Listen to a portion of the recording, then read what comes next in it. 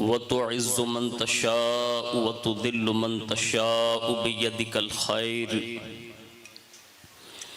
इन्नका अला कुल्लि शैइन क़दीर तूलिजुल लैल फिन नहारि व तूलिजुन नहार फिल लैल व तुखरिजुल हय्य मिनल मय्यित व तुखरिजुल मय्यित मिनल हय्य व तर्ज़ुक़ु मन तशाअ बिग़ैरि हिसाब। सदक़ल्लाहुल अज़ीम व सदक़ रसूलुहुन नबियुल अमीनुल मुख्तारुल करीम व नहनु अला ज़ालिका लमिनश शाहिदीन व शाकिरीन वल्हम्दुलिल्लाहि रब्बिल आलमीन।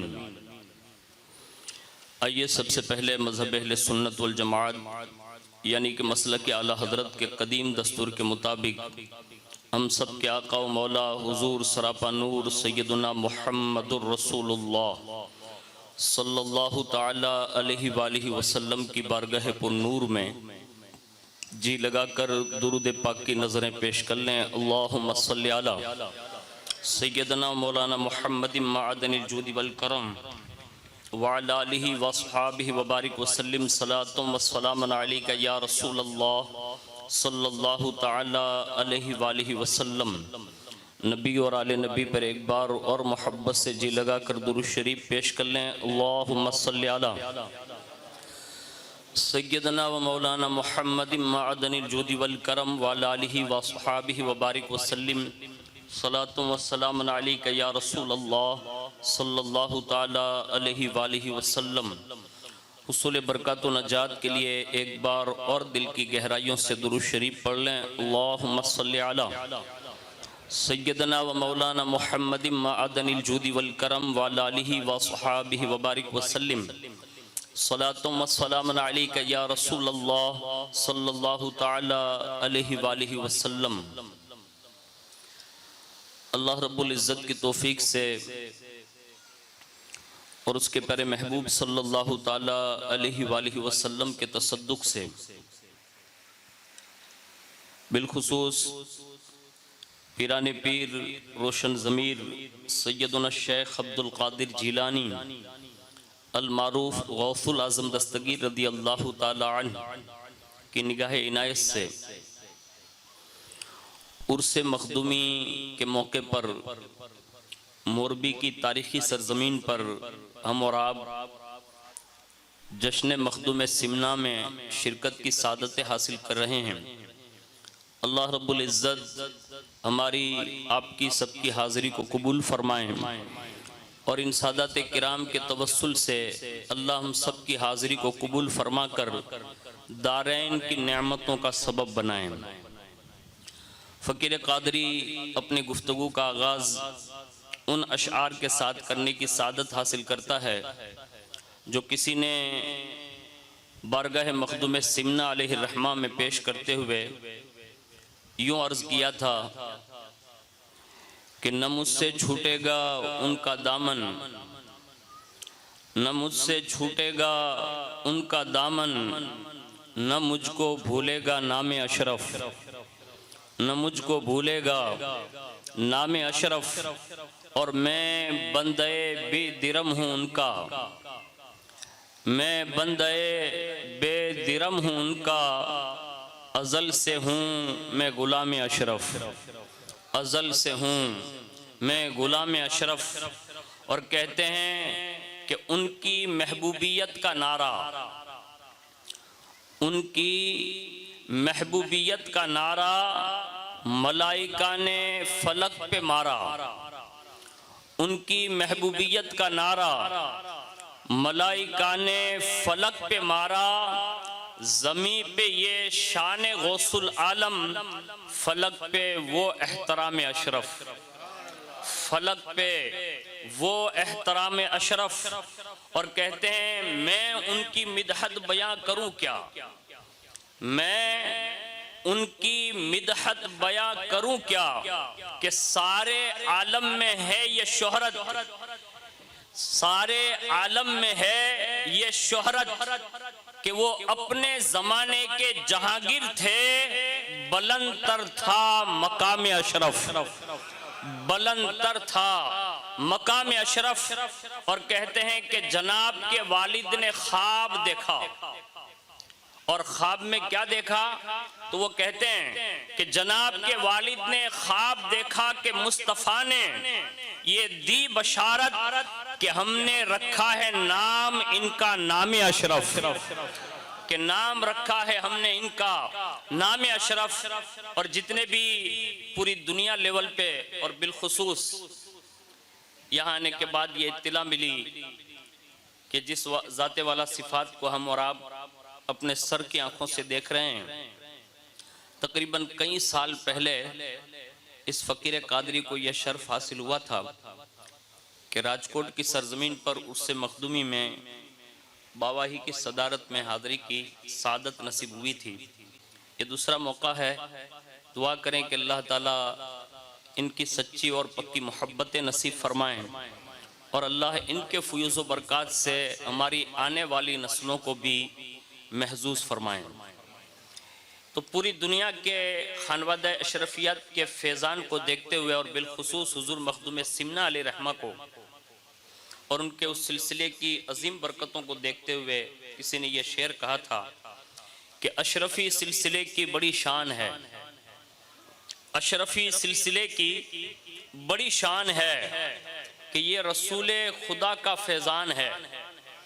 सिलसिले अशरफी की बड़ी शान है कि ये रसूले खुदा का ही फैज़ान है। तख्त छोड़कर गौसुल आलम हुए, मेरे अशरफ तो आलम के सुल्तान है, मेरे अशरफ तो आलम के सुल्तान है। एक बार बड़ी मोहब्बत के साथ दुरूद शरीफ पेश कर लें। अल्लाहुम्मा सल्ली अला सय्यदना मौलाना मुहम्मदिन मादनिल जुदी वल करम व अला आलिहि व अस्हाबिहि व बारिक वसल्लिम।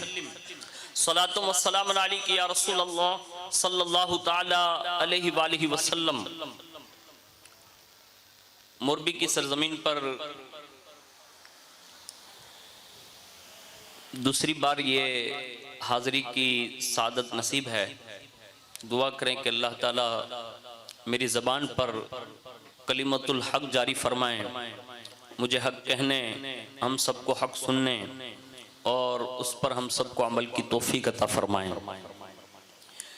एक के बाद दिगरे आप देख रहे हैं कि मुअज़्ज़ज़ सादात किराम तशरीफ़ ला रहे हैं और ये हमारी और आपकी खुशबख्ती है कि जहाँ रसूलुल्लाह के बेटे जलवा फिगन होते हैं तो ये उनके कदमों की बरकत ही लोगों की अमान की ज़मानत बन जाती है। हदीस पाक है जिसका मफ़हूम ये मिलता है कि जब तक इस ज़मीन पर मेरी अहले बैत बाकी रहेगी तब तक ये ज़मीन सलामत रहेगी। तो ये ज़मीन पर जो सुकून से बैठे हो ना, तो ये भी हमारी और आपकी कोई खूबी नहीं है, ये फ़कत खूबी है रसूलुल्लाह के ख़ानदान की कि जब तक सैयद ज़मीन पर बाकी रहेगा ज़मीन फना होने का नाम नहीं लेगी। ये अल्लाह उसके रसूल के निज़ाम है। हुज़ूर ने खुद बयान फरमाया एक जगह पर, कहा ये आसमान इसलिए सलामत है कि उस पर तारे हैं और जिस दिन ये तारे हट जाएंगे यानी फना हो जाएंगे तो फरमाया ये आसमान गिर पड़ेगा और फरमाया ये जमीन उस वक्त तक अमान के साथ रहेगी जब तक कि मेरे बेटे जमीन पर कायम और दायम रहेंगे। तो ये उन नुफूस कुदसिया का एक खूबसूरत पस मंजर भी आप अपनी आंखों से मुलाहिजा फरमा रहे हैं। थोड़े सुकून और इत्मीनान के साथ आज जिस बाबरकत शख्सियत के हवाले से आप गुफ्तगू सुनने के लिए हाजिर हैं, मेरी मुराद कुदवतुल कुबरा तारिकुस सल्तनत महबूब यज़दानी हजरत सैयदुना शेख सैयद मोहम्मद अशरफ जहांगीर सिमनानी रहमतुल्लाहि ताला अलैह, उनके हवाले से मैं चंद बातें आपके गोश गुजार करूंगा। अगर वो दिल पे बैठे तो आज से ये तय करके उठें और अपने दिलो दिमाग में इस बात को लिख कर उठें कि अपनी आने वाली नस्लों को भी इस सिलसिले से वाबस्ता करेंगे, क्योंकि ये इतना पूरी दुनिया का पावरफुल सिलसिला है कि जो सिर्फ जाहिरी जमीन पर नहीं बल्कि ये दुनिया की आबादी जिसको हम और आप देख सकते हैं ये 4% है और 6% आबादी समंदर के अंदर है। ये 4% में सबके मुरीद हैं, लेकिन फकत समंदर में किसी के मुरीदीन बसते हैं तो दुनिया उससे महबूबे यज़दानी मखदूम सिमनानी सैयद मोहम्मद अशरफ जहांगीर कहते हैं। यानी ये 6% पर भी समंदर के हवाले से ये बात मदू है हमारे यहाँ कि हमारे अहले रूहानियत ये कहते हैं कि समंदर में कोई मुसीबत आ जाए तो वो मखदूम सिमना को आवाज दे, आज भी मेरा मखदूम ऐन तूफान में मदद फरमा सकता है। ये इतनी बड़ी ताकतवर और पूरी दुनिया लेवल पे जिनका चर्चा है। लेकिन कमजोरी ये हुई हम गुजरातियों की कि हमने पढ़ा नहीं। अपने कितना पढ़ा? अलिफ बे ते सैन बापू रजा बस, यानी अपने इतना ही पढ़ पाए और उसकी वजह से ये महरूमी हुई कि हम अपने असलाफ की तारीख को भूल गए। हमने कुरान हदीस छोड़ा, हमने बुजुर्गों की सीरतें छोड़ी और हमने चंद वाकियों पर बुजुर्गों की सीरत को मतलब मुहित कर लिया।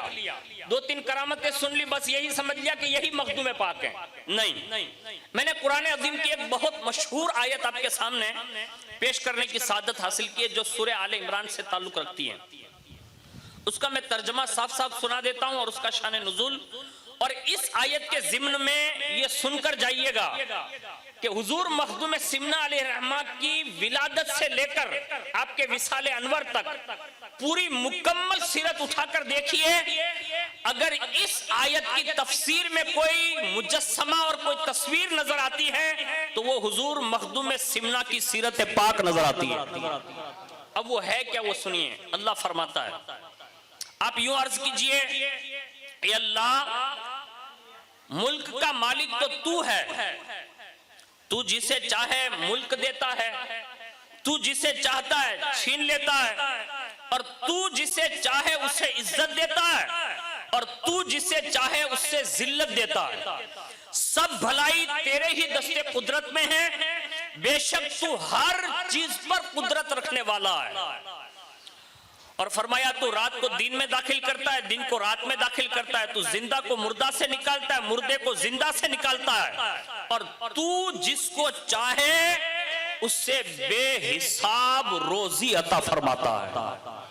अब ये आयत का शान नुज़ूल ये मेरे सामने तफसीर तिब्यानुल कुरान, इसके सफ़हात नंबर जो है 100 पर इस हवाले से इमाम फखरुद्दीन रहमतुल्लाहि ताला अलैह के तफसीर को कोट करते हुए उन्होंने ये बात बयान की है जो मैं आपके सामने पेश करने जा रहा हूँ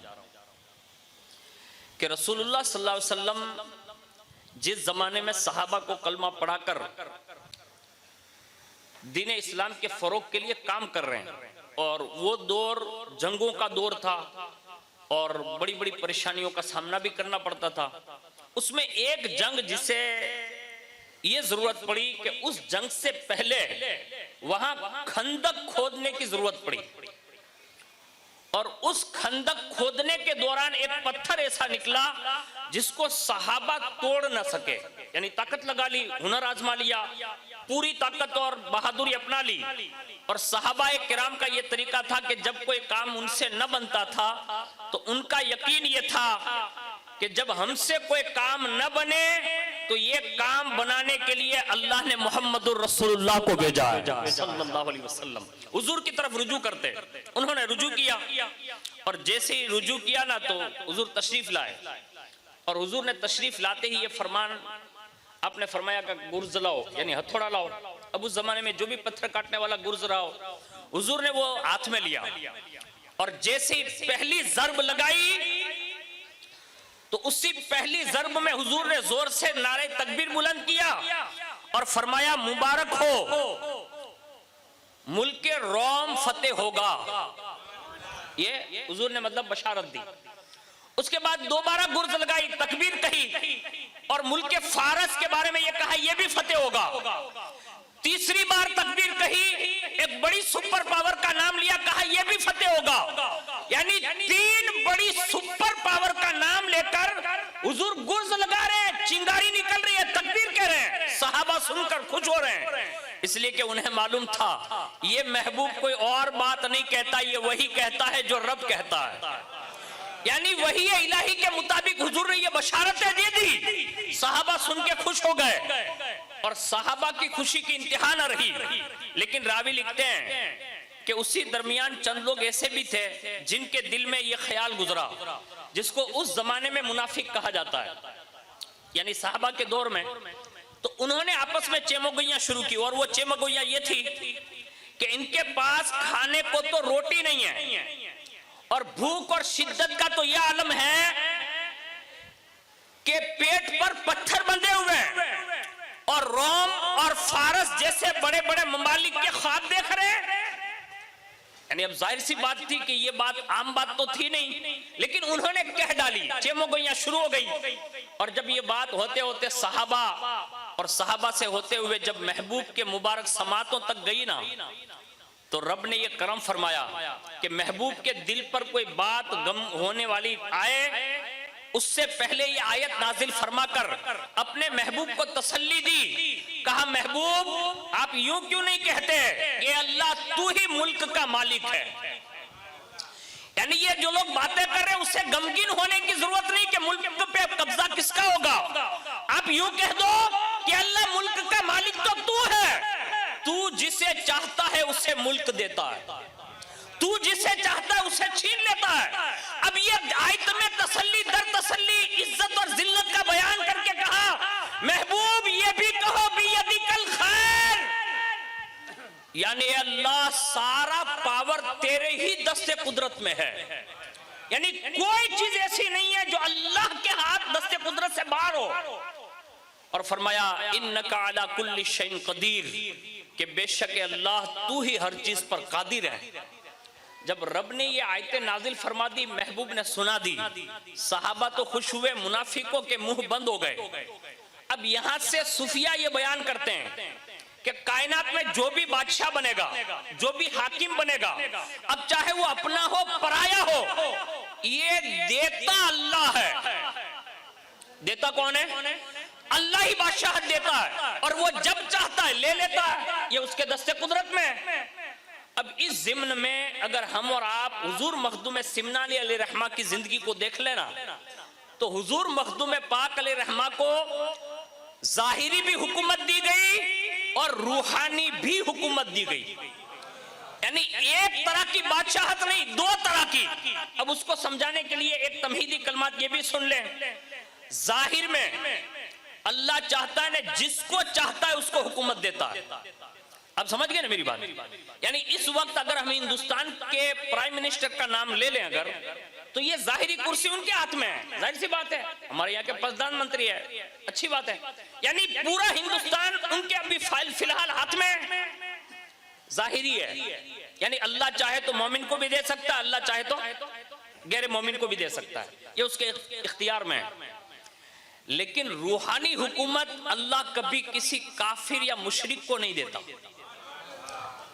रूहानी ताकत के लिए अल्लाह ने यह फैसला फरमा लिया है, उसके लिए मोमिन हो, मुस्तफा जाने रहमत का आशिक हो और मुस्तफा की मोहब्बत का दम भरता हो, बज़ाहिर उसके पास कुछ हो या ना हो, वो कब्र में लेटे लेटे भी लोगों के दिलों पर हुकूमत करेगा। शर्त ये हो कि ये हुजूर का आशिक हो। अब ये हुजूर मखदूम पाक अलैहिर्रहमा की सीरत के हवाले से मेरे पास 2 किताबें मौजूद हैं।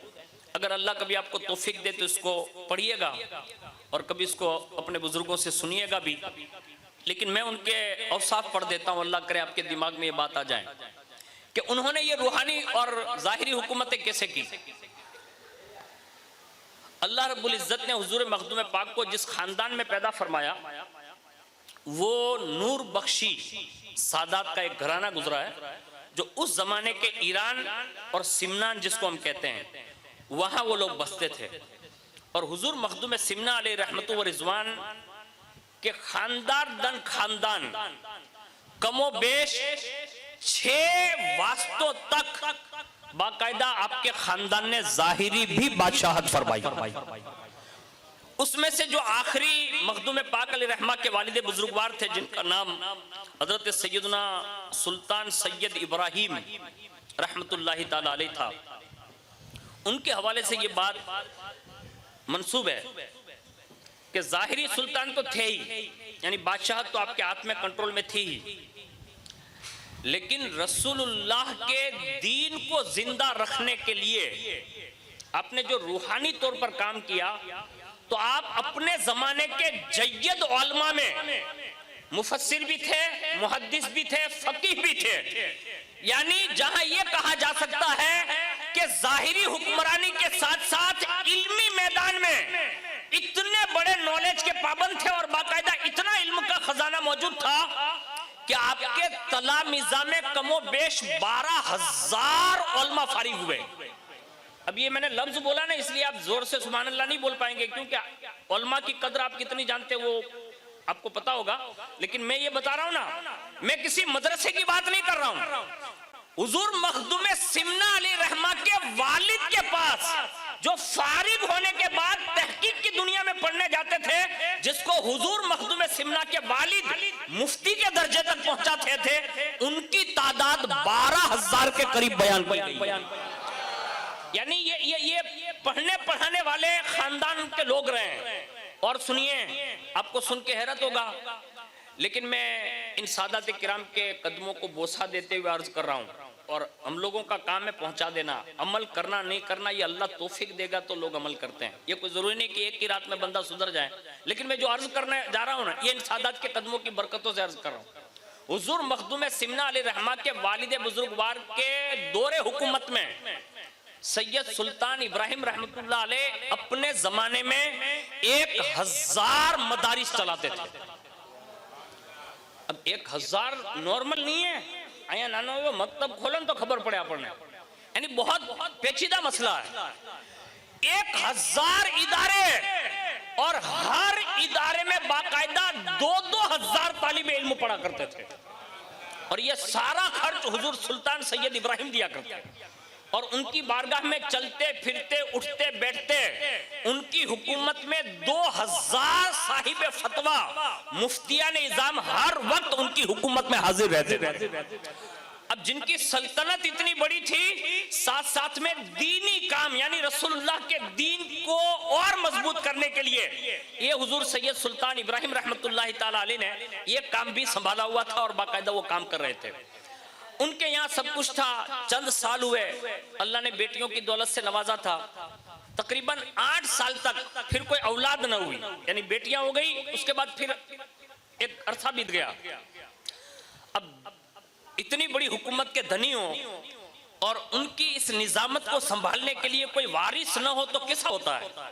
तो दिल में एक दिन ख्याल पैदा हुआ, उन्होंने फिर अल्लाह की बारगाह में रुजू किया, दुआ करनी शुरू की। खुद तो अल्लाह वाले थे ही, लेकिन जो भी लोग मिलते ना उनसे दुआ करवाते, और ये बुजुर्गों का तरीका रहा है कि सबसे दुआ भी करवानी चाहिए। उन्होंने भी अपने अंदाज में सबसे दुआ भी करवाई, खुद भी दुआ करते, जहां जहां भी पता चलता ना वहां दुआ के लिए कहलवाते।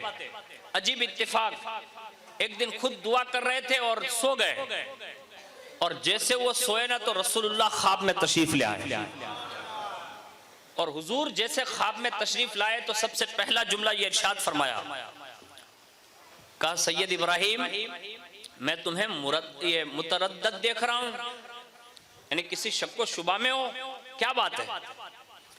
दूसरा जुमला इरशाद फरमाया, क्या औलाद की ख्वाहिश है, यानी हुजूर रहते मदीना शरीफ में, लेकिन वो सिमनान पहुंचकर अपने बेटे की खबरगिरी के लिए फरमा रहे हैं और जान भी रहे हैं कि किस चीज की वजह से बेटा परेशान है। इसलिए फकीर बरकाती का एक रुझान है, ये जुमला है मेरा, सैयद की कोई खबर ले या न ले, लेकिन रसूलुल्लाह उनके नाना जान जरूर उनकी खबर लेते हैं। ये ख्वाहिश है, बेटे की ख्वाहिश है कि बेटे हो। रसूलुल्लाह ने पूछा औलाद की ख्वाहिश है, आपने अर्ज किया हुजूर अगर फर्जंद अता हो तो कमाल इनायत होगी, ये अदब है। तो हुजूर ने फरमाया सैयद सुल्तान इब्राहिम अल्लाह ताला तुझे 2 बेटे अता फरमाएगा, यानी बशारत दी 2 बेटे अता करेगा। एक का नाम अशरफ रखना, दूसरे का नाम मोहम्मद आरफ रखना। लेकिन जो तुम्हारा पहला बेटा होगा वो जाहिरी भी हुकूमत करेगा और बातिनी हुकूमत का भी सुल्तान बनेगा। ये रसूलुल्लाह ने आपको बशारत दी। और उसके बाद आपकी जो अहलिया थी, यानी बीवी साहिबा जिसको कहते हैं, तो सैयद सुल्तान इब्राहिम रहमतुल्लाहि ताला अलैह का खानदान ये दरअसल पुश्तों दर पुश्तों से वली इब्ने वली, आलिम इब्ने आलिम, सुल्तान इब्ने सुल्तान ऐसे ही चला रहा था। अब उनके घर की खवातीन भी जो थी ना, वो भी हमारी और आपकी तरह नहीं, यानी संधी, सुमरा, सिपाही, घांची, पठान, फकीर, मंसूरी यानी गोड़े नहीं। बाकायदा उनके घर की बीवियां भी अपने जमाने की वलिया हुआ करती थी। अब हुजूर मखदूम पाक अलैहि रहमा की वालिदा के बारे में ये लिखा है कि वो उस जमाने के ख्वाजा सैयद अहमद यस्वी रहमतुल्लाहि ताला अलैह की बेटी यानी साहिबजादी थी, और वो इतना पाकिज़ा और साफ किरदार की मालिक थी कि अपने जमाने की वलिया, तकिया, आबिदा, जाहिदा, हद तो ये है कि वो अपने जमाने की तहज्जुद गुजार बीवियों में उनका शुमार होता था। आज આપણે જો બેનો દીકરીઓ ને કે બધા ભાઈઓ પढ़े नमाज, આપણે थोड़ी पढ़वानी भाई, यानी बहनों को यही मालूम है कि ये मर्दों पर फर्ज है। नहीं, ऐसा नहीं है, बाकायदा औरतों पर भी नमाज फर्ज है। तो ये मखदूम सिमना अलैहि रहमा की वालिदा माजिदा ने हमें और आपको, हमारी कौम की बेटियों को ये सबक देने के लिए मैंने अर्ज किया कि ये मैसेज भी डालना चाहिए। हमारी कौम की बेटी अगर हसास हुई तो याद रखिए बेटा भी जो पैदा होगा ना वो गैरतमंद पैदा होगा।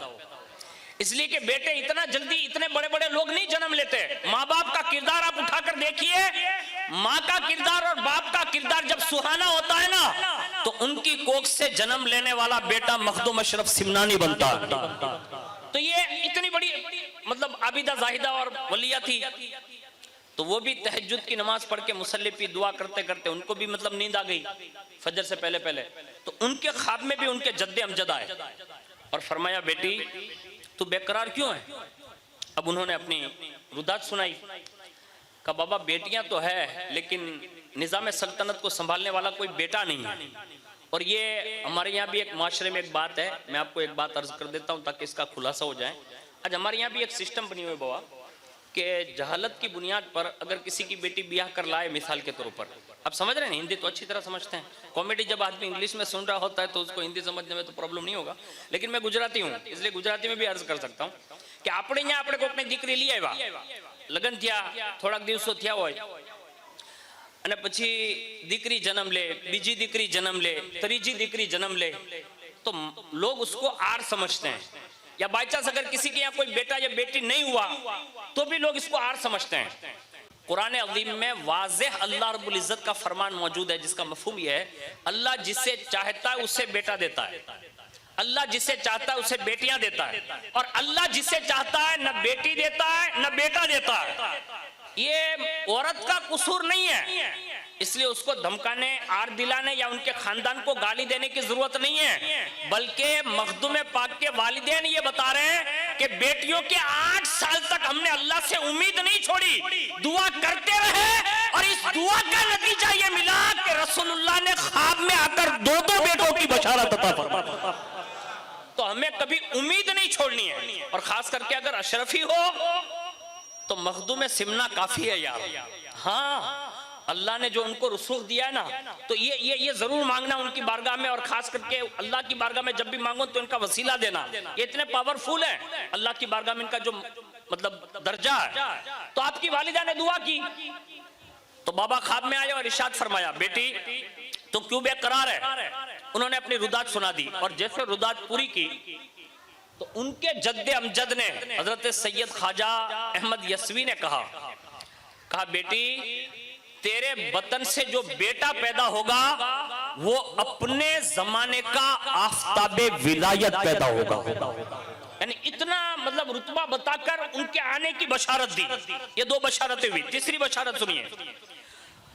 उसके बाद जब ये बशारतें सुबह फजर की नमाज के बाद दोनों मिले तो बातचीत हुई, और बातचीत के दौरान सैयद सुल्तान इब्राहिम अलैहि रहमा ने अपना ख्वाब सुनाया, सैयदा खदीजा ने अपना ख्वाब सुनाया, दोनों हो गए बड़े खुश। और इस खुशी में उन्होंने क्या किया, एक हुजूर के नाम की महफिल सजाई और बाकायदा लोगों को खाना खिलाकर उनमें तकसीम किया पकाकर, यानी खुशी में यही किया। और उसके बाद जैसे आप अपने हुजरे खास में तशरीफ ले गए तो अचानक उनके जमाने में एक बुजुर्ग बसते थे जो बहुत ही मजजूबे जमाना थे उस जमाने के, और बड़े मुसल्लम सुबुत बुजुर्ग थे, यानी जिनकी लोग सनदे पेश करते थे कि ये सही बुजुर्ग है साहब, यानी सब मानते थे। खुद सैयद सुल्तान इब्राहिम रहमतुल्लाह ताला अलैह भी उनका बड़ा एहतराम करते थे। लेकिन हुजरे खास में जहां आपकी अहलिया रहती है उस हुजरे में पहुंचे दोनों, तो क्या देखा कि सैयद उस जमाने में ये मजजूब इब्राहिम रहमतुल्लाह ताला अलैह वो भी वहां मौजूद है। और उन्होंने जब अपने हुजरे में उनको देखा तो कहा आप किस रास्ते से आए और इनको किसने आने दिया? तो फरमाने लगे, कहा मुझे किसी की इजाजत की जरूरत नहीं है और न मुझे किसी दरवाजे की जरूरत है, मैं अपनी मर्जी से अंदर दाखिल हुआ हूं। जब उन्होंने ये देखा ना तो सैयद सुल्तान इब्राहिम रहमतुल्लाह अलैह उन मजजूब को जानते थे, नाम से ही जानते थे, तो बड़ा एहतराम किया उनको, अपनी मसनद पर बिठाया और बड़े अदब से ऐसे खड़े हो गए। जैसे खड़े हुए तो मजजूब कैफियत थी उनकी, तो फरमाने लगे, कहा सैयद सुल्तान इब्राहिम आज बड़ा मुतवज्जे पाता हूं, यानी मेरी तरफ आपका रुझान, बड़े मुतवज्जे हो रहे हैं आप मेरी तरफ। इतना कहने के बाद दूसरा जुमला तरतीब पाया, इरशाद फरमाया, क्या औलाद की ख्वाहिश है? पहले तो 2 बशारतें मिल ही चुकी है, लेकिन ये उस जमाने के जो वली थे ना मजजूब के दर्जे पर, उनको कहा, उन्होंने कहा औलाद की ख्वाहिश है? उन्होंने अर्ज किया, हाँ आप हकीम हैं, अगर इनायत फरमाए तो बड़ी मेहरबानी होगी। जब ये कहा ना तो वो मजजूब थे मस्तान जिसको कहते हैं, तो फरमाते हैं, कहा उसकी कीमत ज्यादा है, अल्लाह वाले थे ना, तो कहा उसकी कीमत ज्यादा है कि पीसरे अजूबा रोजगार दूंगा लेकिन कीमत अदा करनी होगी। तो सैयद सुल्तान इब्राहिम कहने लगे, कहा हुजूर जो हुक्म फरमाए, क्योंकि बादशाह तो थे ही, अब बादशाह के यहाँ खजाने का ये कमी क्या होती है? कहा हुजूर जो हुक्म फरमाए हाजिर करता हूं। तो कहा एक काम कर, 1000 अशरफी लिया, यानी उस जमाने के सोने या चांदी के सिक्के, या अशरफी नाम उसी का था, तो कहा 1000 अशरफी लिया ताकि मैं तुझे अशरफ देकर जाऊं। ये बशारत हजरत सैयद सुल्तान इब्राहिम ने उस मजजूब जमाना से सुनी ना, तो फौरन 1000 अशरफियां लाई, पेश कर दी। इतने में वो मजजूब खड़े हो गए और फरमाने लगे अपनी मस्ती में, कीमती चीज तुमको मुफ्त में देकर जा रहा हूं, ये का मुफ्त में देकर जा रहा हूं, तुम्हारे यहाँ जो बेटा पैदा होगा तमाम आलम उनके फेज से फैजियाब होगा। ये फरमाकर आप अचानक वहां से गायब हो गए और उसके बाद फिर कभी तशरीफ नहीं लाए। लेकिन जिस दिन मखदूम पाक की विलादत हुई, ठीक उसी दिन हजरत इब्राहिम मजजूब उस महल खाने में तशरीफ लाए और फरमाया, सुल्तान इब्राहिम आज हमारा वादा पूरा हो गया। यानी ये अल्लाह वालों की शान है, अल्लाह से वो दिलाने की ताकत रखते हैं। आज हमारे यहाँ मुरीदों में शक व शुबात में लोग पड़ जाते हैं। हमारे यहाँ हम लोग मुरीद किसको कहते हैं मालूम है? बापू आवे ना हाथ चूमिए बस ईज मुरीद, પછી વર્ષ દિવસ બાપુ શું કરે એ આપણે કોઈ દી ન પૂછ્યું હોય। यानी पीर साहब से हमारा कनेक्शन जो मजबूत होना चाहिए ना वो बिल्कुल कमजोर हो गया। गामनी गली कूचामा ने बीजाने न्या डेरा ऊपर 1000 फेरू आटा मारता होइए, આપણે આપણા પીર સાહેબ જેના હાથમાં આપણે હાથ દીધો હોય છે અને જેના આપણે મુરીદ બન્યા હોય ને એને હારા પ્રસંગે માણસો ફોન ન કરે। મેં કીધું કેમ પીર સાહેબ ને નથી બોલાવતા? એ કે આપણે રતી જોગો કરો ને તો બાપુને બોલાવી તો ન થાય ને। ये लोगों के मिजाज है, यानी ये कैफियत बनी हुई है लोगों के, आम मिजाज है। लेकिन मैं आपसे कहता हूं कि अच्छा मौला गम खुशी कोई भी प्रसंग हो, कम से कम एक फोन अपने पीरो मुर्शिद को जरूर कर लिया करें। अभी तो सोशल मीडिया का दौर है ना, कम से कम उनकी दुआ सलाम जारी रहेगी ना। अल्लाह ना करे अगर शैतान पूरी जुर्रियत के साथ तुम्हारे ईमान को तबाह करने पर तुल जाएगा ना, पीर से कनेक्शन मजबूत रहेगा ना, तो इनकी रूहानियत हमारे ईमान और अकीदे की हिफाजत फरमा लेगी। ये पीर का काम ही यही है कि वो अपने मुरीद के ईमान और अकीदे और अच्छे अमाल की हिफाजत करते हैं। यहाँ तक कि पूरी दुनिया में ये जो दरगाहों में सोए हुए ना ये बुजुर्ग लोग जो जिनकी तबलीग करते हैं ना, इनको हम और आप क्या समझ रहे हैं? खाली बापू छे नहीं, आखी दुनिया ऊपर जे मुसीबत नाजिल थवानी होय ने ई सीधी आसमान थी सीधी ज मोरबी ऊपर न पड़े। ई पेला आईना को कुतुब जे होता होय ने एनी ऊपर जाए, न्याथी पछी को गोस ऊपर जाए, पछी अब्दाल ऊपर जाए, एनी अंडर में जेटला वली काम करता होय एमा छलाय। एम करता करता पीरा ने इजाम ना दिल ऊपर आवे અને એમાં एमा छालनी मारी पछी पब्लिक ऊपर आवे, यानी इतने दर्जों से ये मुसीबतें गुजारी जाती है, तब जाके हल्की सी मुसीबत आती वो भी हम बर्दाश्त नहीं कर पाते। अगर डायरेक्ट आती था ना तो लोग जमीन में धंसा दिए जाते। हुजूर मखदूम पाक के जमाने में किसी सफर पर थे, तो वहां के जो बुजुर्ग थे ना वो मिलने के लिए आए और दोनों की बैठक हुई, मखदूम पाक और वो बुजुर्ग की। और जैसे बैठक हुई ना तो उन्होंने कश्फ के जरिए अर्ज किया, कहा हुजूर एक बात अर्ज करता हूं। कहा फरमाइए। कहा इस साल इस शहर में बिलखुसूस, कहा कहा बड़ी बलाएं नाजिल होने वाली है और ये पूरा साल लोगों का मतलब तबाहकुन गुजरेगा। अब सैयद सुने और खामोश रहे, ऐसा हो सकता है? सैयद जो होता है ना वो माँ की तरह होता है, वो किसी की तकलीफ देखना बर्दाश्त नहीं करते। बस उसी वक्त सैयद मखदूम सिमना ने कहा ये पक्की बात है, मैं भी जानता हूं कि इस साल मुसीबतें नाजिल होगी, लेकिन आपने जब आके बता ही दिया है तो एक काम करते। कहा ये पूरे मुल्क या शहर में जो मुसीबत नाजिल होने वाली है ना, कहा हम दोनों मिल जाते हैं और सारी मुसीबत अपने दिल पर बर्दाश्त कर लेते हैं। हाँ, पीर साहब बीमार पड़े तो मान सुन के, पीर साहब क्यों बीमार पड़ता है? पीर साहब इसलिए बीमार पड़ते हैं कि मुरीद पर जो बला नाजिल होने वाली होती है ना वो कुदरत उनके दिल पे नाजिल कर देता है। हाँ, ये शक न करना कि पीर भी बीमार पड़ सकता है तो मुरीद भी बीमार पड़ सकता है, इसका मतलब सेम हुआ नहीं। हमारा जीना और है और ये पीराने तरीकत का जीना और है। ये हमें समझने की जरूरत है। लेकिन मैं बात ये अर्ज कर रहा था कि उस दिन आए और बाकायदा उन्होंने ये बशारत दी, कहा कि हुजूर आपके यहाँ जो मैंने वादा किया था वो मैंने पूरा कर दिया और 1000 अशरफी जो आपने दी थी ना वो बहुत सस्ती, ये कम है, यानी सस्ता सौदा आपने किया। और ये भी इरशाद फरमाया, कहा सैयद सुल्तान इब्राहिम एक बात याद रखना, खबरदार खबरदार इस लड़के से वाकिफियत रखना, क्योंकि ये अल्लाह ने बतौर अमानत तुम्हें अता फरमाया है।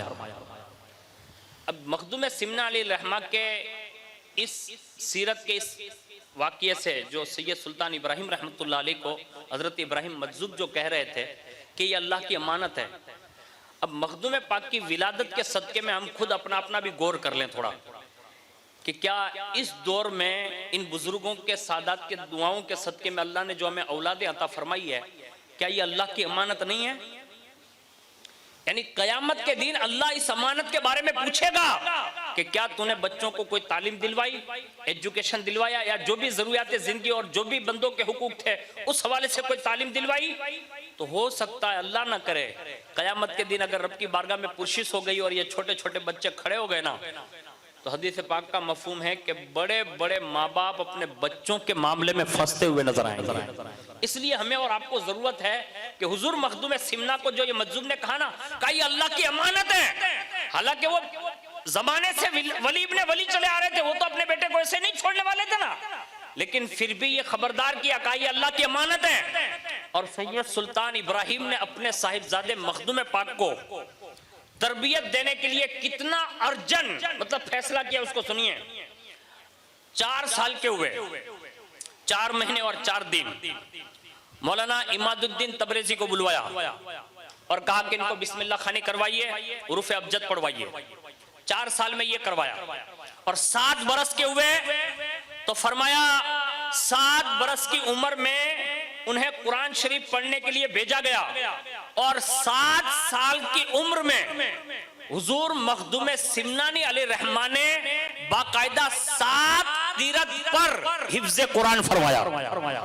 यानी ये मखदूम पाक अलैहिर्रहमान की बहुत बड़ी करामत है कि आपके आबा व अजदाद में भी लोग हाफिज रहे, आप भी हाफिज रहे और अपने जमाने में कमो बेश इस उम्मत को जाहिरी तौर पर जब पढ़ाने के लिए बैठे ना तो लोगों को हजारों हुफ्फाज अता फरमाए। यानी उनके जमाने में बड़ी बड़ी सल्तनत में बड़े बड़े हाफिज लोग हुजूर मखदूम सिमना ने अपने जमाने में लोगों को हाफिज बनाया और बाकायदा 7 तीरथ के साथ पढ़वाया।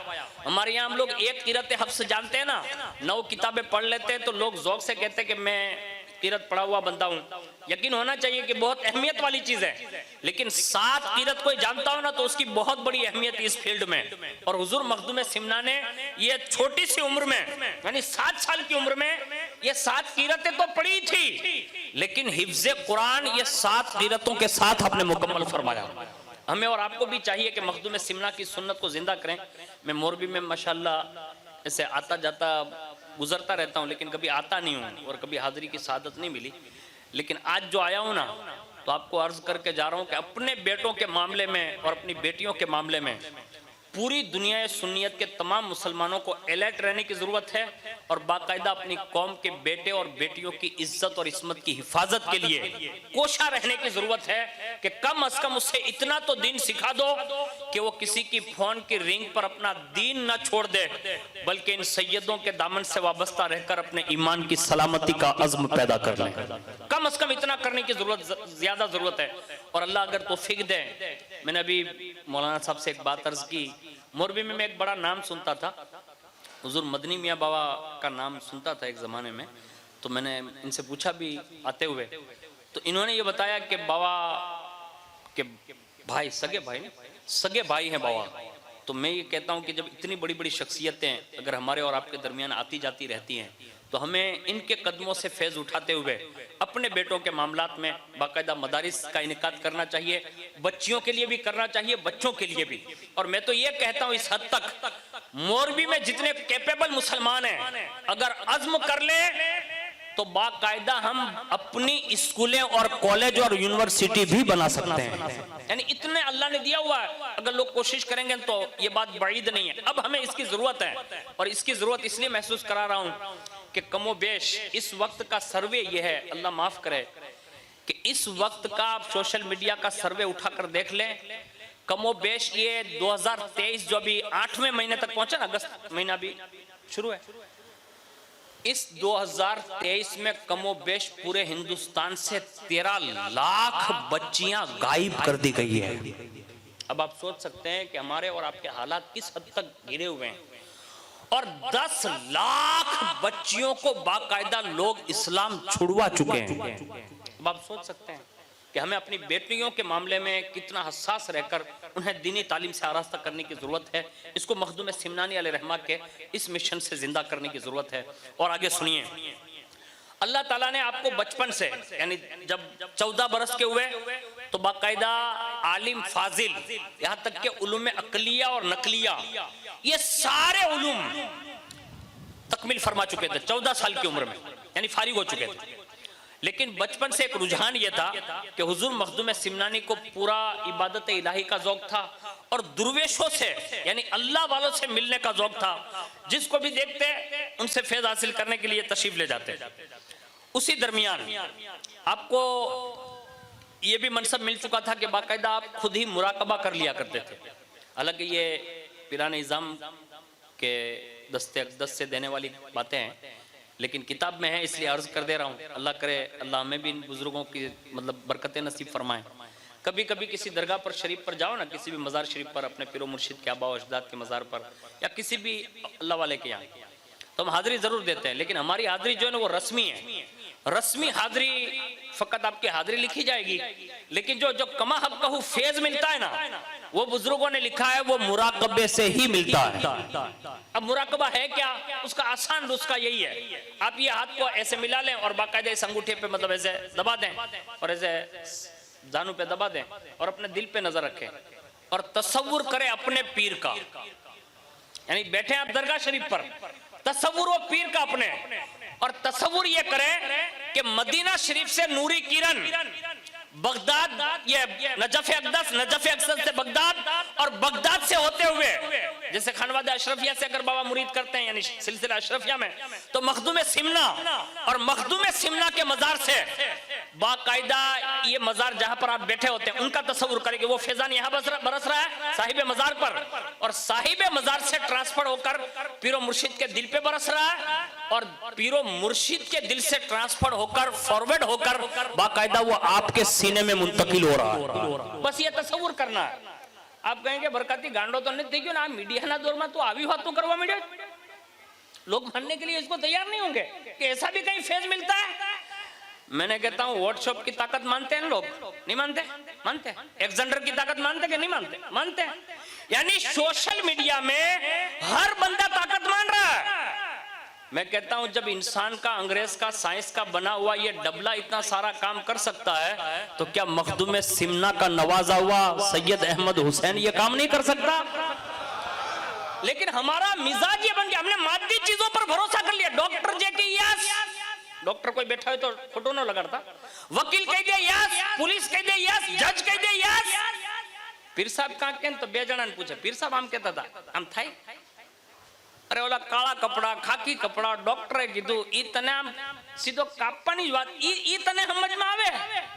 અને ભોળા ભોળા સૈયદ કાં કેને તો ઈ 10 જણાને પૂછે આમ કરાય કે નો કરાય, આમ કરાય કે નો કરાય। મારા ભાઈ તમે જો ગામડામાં રહેવાસી હો ને તો તમને ખબર હોવી જોઈએ કે આપણા પહેલાના ગલઢા બુड्ढा જે હતા ને એને આ સાદાત ઉપર એટલો યકીન હતો કે વર્ષોમાં કદાચ એકાદ ફેરો ખાલી ગામડાઓમાં આટા મારવા જતા ને तो એને જમીન ઉપર હાલવા ન દે અને બાકાયદા પોતાના કંધા ઉપર બેહાડીને પોતાના ઘેર લઈ જાય। અને ઘણા ગામડા નહીં, મેં ખુદ મારા ગામમાં જોયેલ છે કે સૈયદ અમારા ગામમાં દાખલ થતા ને તો બાકાયદા કંધા ઉપર ઉપાડીને જ્યાં ઉતારો ત્યાં સુધી લઈ જતા। અને સૈયદ સાદાત જ્યારે ખાવા બેહાડે તો જે ઠામમાં સૈયદ હાથ ધોઈ લે ને એ બાકાયદા અમારી નસ્લોને આજ પણ લોક પીવરાવે છે। यानी सैयदना हाथનું पानी દીકરાઓને પીવરાવે બાકાયदा, અને છોકરાઓ ન હોય ઈ બાકાયदा પોતાના ઘરમાં છાંટી દે। हम लोग उस गांव में रहते हैं जहां यहाँ ये सैयदों का एहतराम होता है। मैं उस वक्त तो बच्चा था, देखता था, लेकिन जब किताबें पढ़ी तो पता चला कि सैयद की शान ही ये कि उनके हाथों की बरकतों वाला पानी भी काम करता है। ये एहतराम था। लेकिन आज मीडिया आ गया, सोशल मीडिया में मादी ताकतों पर भरोसा हो गया, इसलिए हमने ये सारे मरहले मतलब हीले बहाने बना लिए। वरना पीरों से जो मोहब्बत होती थी ना, ये कोई सिलसिले चिश्त को पढ़े ना तो उसको पता चलेगा कि हमारे बुजुर्गों ने बाकायदा अपनी पूरी जिंदगी अपने पीरे तरीकत की खिदमतों में गुजार कर बता दी है। तो हमें और आपको ये चाहिए कि थोड़ा बहुत भी नॉलेज आ जाए या पैसा आ जाए ना तो पीर साहब को भूले नहीं, उनसे कांटेक्ट बरकरार रखे। अल्लाह जरूर उनके रूहानी फैजान से माला माल फरमाएगा। तो मैंने ये बात अर्ज की कि मखदूम पाक बचपन से मुराकबे के आदी थे, यानी दुर्वेशों की तरफ रुझान था। तो एक दिन मुराकबा किया, और जैसे मुराकबा किया ना तो उसी वक्त हजरत खिज्र अलैहिस्सलाम तशरीफ ले आए। और ये ख्वाजा खिज्र कोई आम बंदे का नाम नहीं है, ये इस वक्त बाकायदे हयात है जिन्होंने आबे हयात पिया हुआ है। और ये सुबह कयामत तक, यानी जब तक कयामत बपा नहीं हो जाती तब तक इनको जिंदगी मिली हुई है। और आज भी जो वली बनता है ना, उनके इम्तिहान लेने पर ये भी मुकर्रर है। और बाकायदा समंदर में जो हुजूर मखदूम पाक का मैंने नाम लिया ना, उनके साथ साथ बाकायदा ख्वाजा खिज्र ने ये निजाम सौंपा हुजूर मखदूम पाक को, लेकिन बजाते खुद भी समंदर का निजाम संभाले हुए हैं। और समंदर में जितनी बस्ती है ना, उसकी सारे की खबरगिरी हजरत खिज्र अलैहिस्सलाम ले रहे हैं। ये इतनी बड़ी शान के मालिक हैं और बड़े रुतबे उनके। लेकिन बात यह अर्ज करा तो वो तशरीफ लाए और फरमाया सैयद मुराकबे में क्या करते हो? अब उन्होंने जो बात थी वो अर्ज कर दी। तो कहा एक काम करो, मुराकबे में इसमें जात पासे अनफास इस पर अमल किया करो। अब ये पासे अनफास क्या है? तो सूफिया लिखते हैं कि सांस जो हम लेते हैं और अंदर ले जाते हैं और निकालते हैं ना, वो सांस में लफ्ज अल्लाह की मतलब प्रैक्टिस करें। यानी जैसे सांस ऐसे ले तो अल्लाह और निकाले तो हु, यानी अल्लाहू, ये सांस के जरिए बोलना, आवाज से नहीं। इसको कहते हैं पासे अनफास। कहा कि इसके ऊपर आप काम शुरू कर दें। हुजूर मखदूम पाक फरमाते कि मैंने चंद रोज पासे अनफास का मुराकबा किया, अल्लाह ने और करम फरमाया कि हजरत ख्वाजा उवैस करनी तशरीफ लाए, यानी दूसरे बुजुर्ग आए और फरमाया, कहा कि सैयद अशरफ मैं तुम्हें सिलसिलाए उवैसिया की भी इजाजत देता हूं। और उसके अज़कार जो थे वो अता फरमाए। अब ये थोड़ी सी मतलब जो उम्र गुजरी है उसमें ये तरीके मिल रहे थे। 15 साल जब मुकम्मल हुए तो बाकायदा तख्ते सिमनान पर जलवा फरमा हो गए। और बाकायदा उस वक्त जो बादशाही सिक्का चलता था ना, वो आपके नाम से बन चुका। और बाकायदा अपने अदल इंसाफ को इतना फरोग दिया, इतना फरोग दिया कि उस जमाने में कमाल उरूज तक आपने अपने दौरे हुकूमत में, यानी 15 साल उम्र है, लेकिन अदलो इंसाफ कायम किया और सिमनान को एक इल्मी मरकज बनाकर लोगों के हवाले फरमाया। यानी इतना बड़ा काम ये 15 साल की उम्र में आपने विराजमान होकर किया, और आपके दीनी कारनामों को देखकर लोगों ने आपको अवहदुद्दीन का लक़ब दिया, यानी लोग इस नाम से भी आपको याद करने लगे।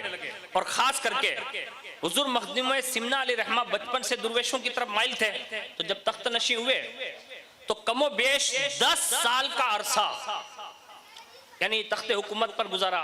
तो तकरीबन हुए कितने, 15 और 10 मिला के 25 साल बाकायदा एंड जवानी है। लेकिन रब की याद में मशगूल भी है, मुराकबा भी शुरू है, जिक्र उवैसी भी शुरू है, सब कुछ शुरू है और इल्मी कारनामे भी शुरू है। एक दिन खिजर अलैहिस्सलाम ने आकर कहा अशरफ, कहा क्या, कहा आप तख्ते शाही पर जो तशरीफ फरमा है, तो अब ये तख्ते शाही पर रहकर ये सारा काम और निजाम नहीं चलेगा, यानी अब इसको छोड़ना पड़ेगा। जब ये सुना ना तो वालिदा की बात अर्ज की, तो कहा कोई बात नहीं, वालिदा ने जो कहा तो थोड़ा अरसा निकाल लो, लेकिन बहुत जल्दी इसको आपको मतलब तगना पड़ेगा, यानी छोड़ना पड़ेगा। कहा ठीक है। एक अरसा बीता, 27 रमजान शब कदर, फिर खिजर अलैहिस्सलाम आए और उस वक्त ये जुमले इरशाद फरमाए, कहा अशरफ अब वक्त आ गया है, आप उठे खड़े हो और सिमनान छोड़े, तख्त छोड़े और हिंदुस्तान की तरफ रवाना हो जाए। वहां आपके पीरो मुर्शिद आपका इंतजार फरमा रहे हैं। यानी कहां, सिमनान यानी ईरान के दारुल सल्तनत में, वहां खिजर आकर कह रहे ये छोड़ो और हिंदुस्तान पहुंचो, वहां तुम्हारे पीरो मुर्शिद तुम्हारा इंतजार फरमा रहे हैं। अभी मुरीद हुए नहीं है, लेकिन इशारा किया, कहा पीर वहां है।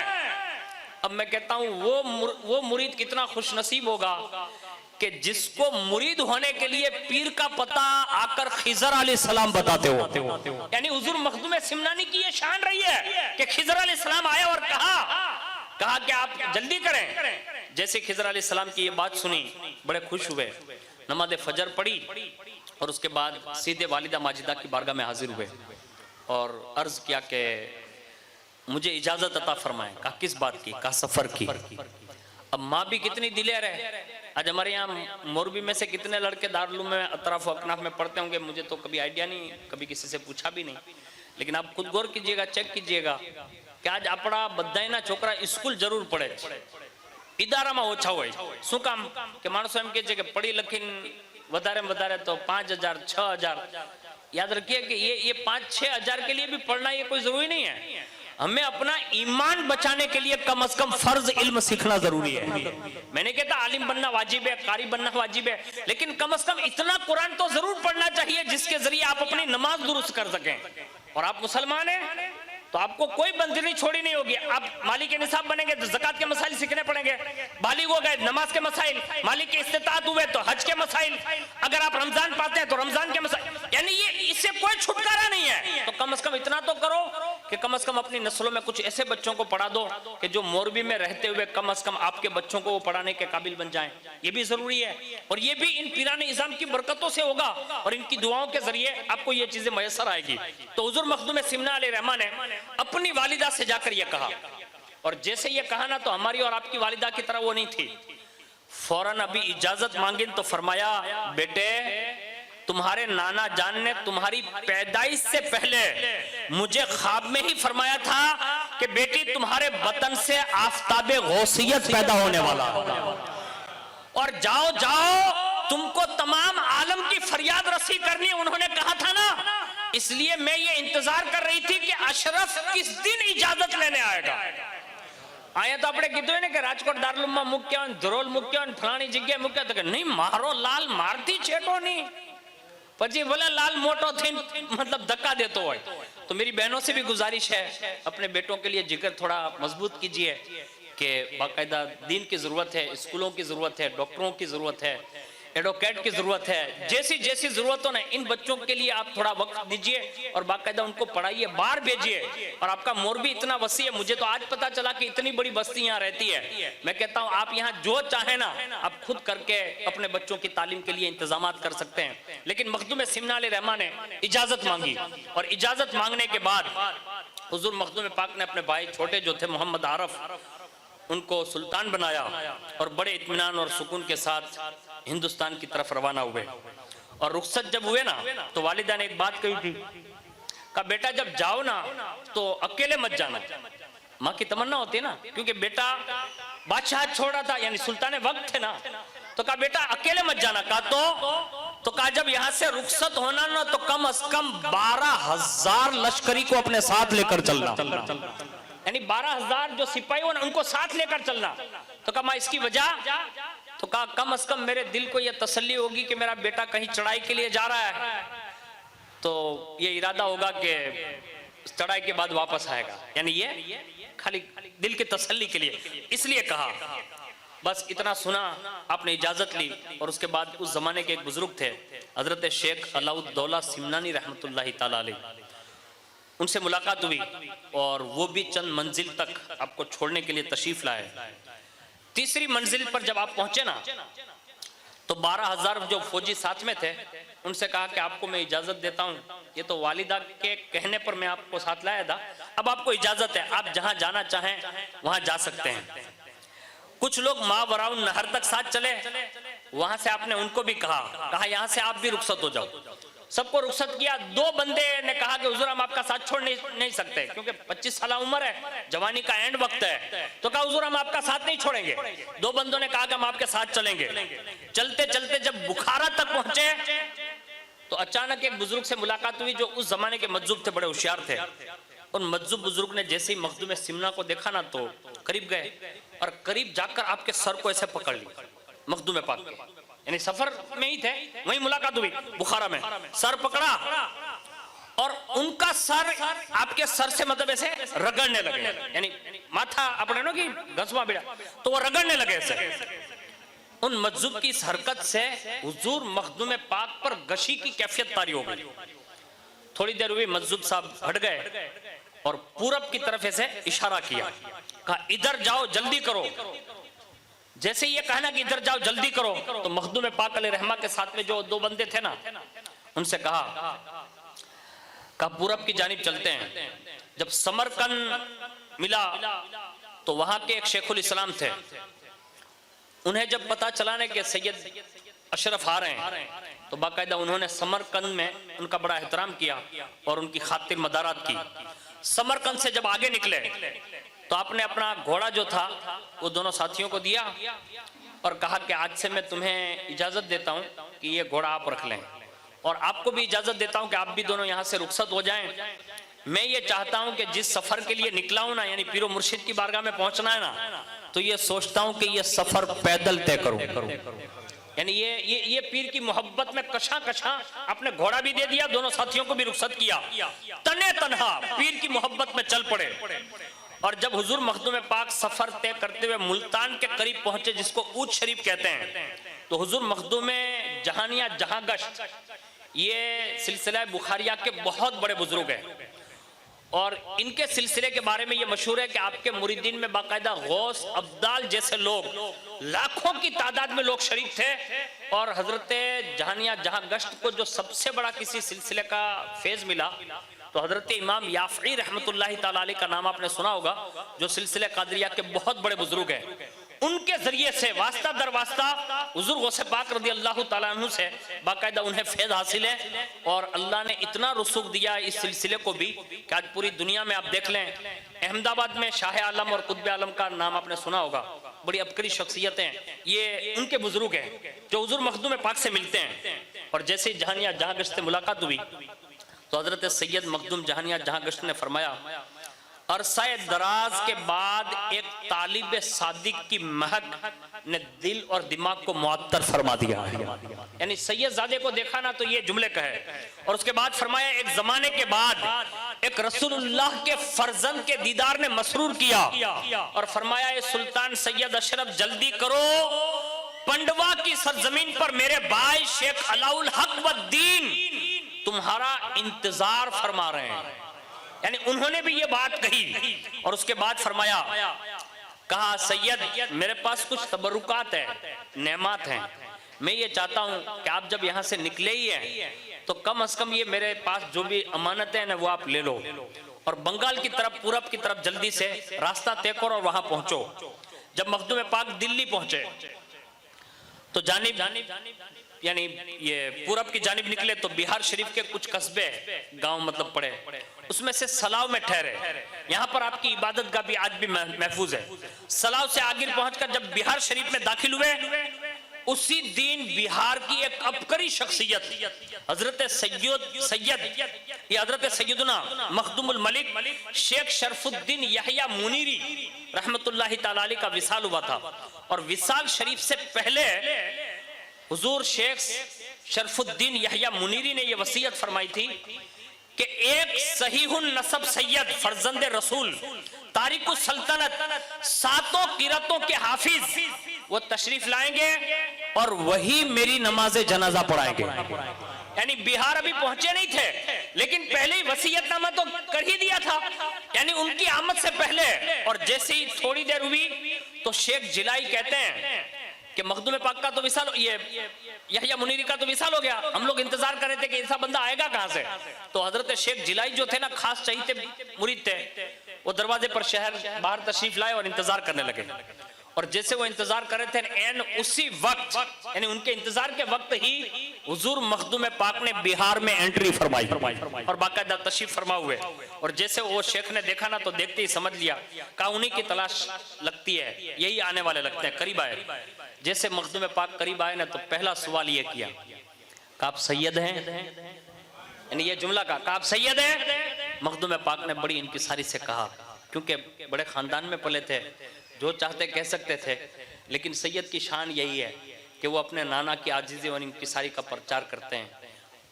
क्योंकि रसूलुल्लाह के खानदान में पैदा होना ही यही सबसे बड़ी खुशकिस्मती है, लेकिन इतने बड़े होकर आजिज़ी करना ये रसूलुल्लाह का अखलाक है, जो सैयदों के खानदान में आज भी राइज है कि वो अपने आप को कुछ नहीं समझते, वो सब कुछ अपने नाना जान को ही समझते हैं, यानी रसूलुल्लाह सल्लल्लाहु अलैहि वसल्लम को ही समझते हैं। उन्होंने आजिज़ी करते हुए कहा अल्हम्दुलिल्लाह मैं सैयद हूं।